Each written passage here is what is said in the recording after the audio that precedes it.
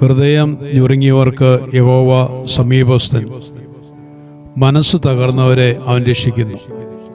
സങ്കീർത്തനം 34-18 വാക്യം. അമേരിക്കക്കാരനായ ആർതർ ഹോർഡൻ എന്ന വ്യക്തി കടുത്ത നിരാശ ബാധിച്ച് തകർന്ന മനസ്സുമായി ഒരു ഹോട്ടലിൽ ഇരിക്കുകയായിരുന്നു.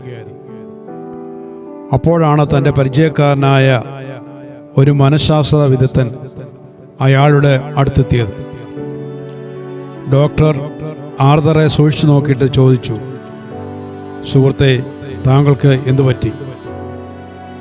എന്താണ് താങ്കളെ അലട്ടുന്ന പ്രശ്നം?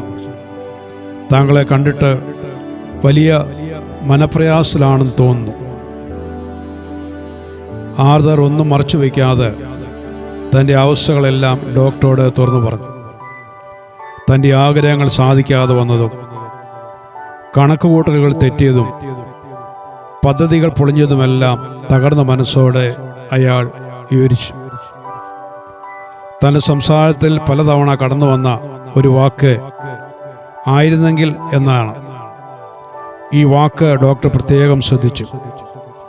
അങ്ങനെ നടന്നിരുന്നെങ്കിൽ ഞാൻ ആഗ്രഹിച്ച പോലെ കാര്യങ്ങൾ നടക്കുമായിരുന്നു എന്നാണ് ആർതർ ഗോർഡൻ പറഞ്ഞതിൻ്റെ അർത്ഥം.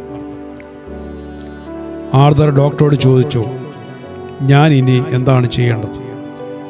ഡോക്ടർ പറഞ്ഞു, പോയതിനെ ഓർത്ത് ദുഃഖിക്കുകയല്ല, വരുവാനുള്ള നല്ല നാളെ ഓർത്ത് പുഞ്ചിരിക്കുകയാണ് വേണ്ടത്. പ്രത്യാശ കൈവിടാതിരിക്കുക.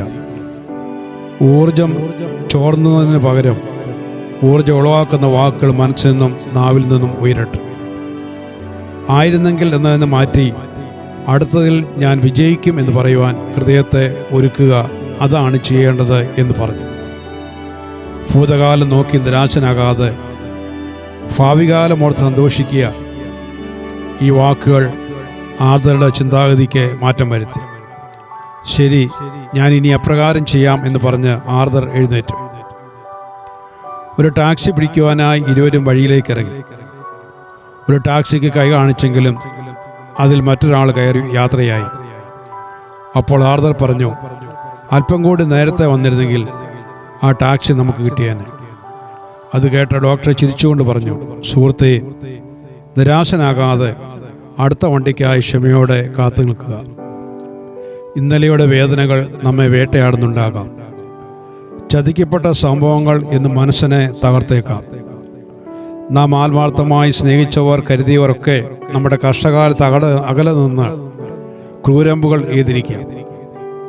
മറക്കാൻ ശ്രമിക്കും തോറും ഓടിയെത്തുന്ന വേദനകൾ കാലത്തിൻ്റെ പിറകിൽ എറിഞ്ഞു കളഞ്ഞ് മുന്നേറുവാൻ മനസ്സിനെ പാകപ്പെടുത്തേണ്ടിയിരിക്കുന്നു. നമ്മുടെ ജീവിതത്തിൽ ഭൗതികമായും ആത്മീയമായും കർത്താവ് അനുഗ്രഹങ്ങൾ പകരും. ഈ ലോക ജീവിതത്തിന് ശേഷം പരമമായൊരു നിത്യസൗഭാഗ്യവാസം നമ്മെ കാത്തിരിക്കുന്നുണ്ട്.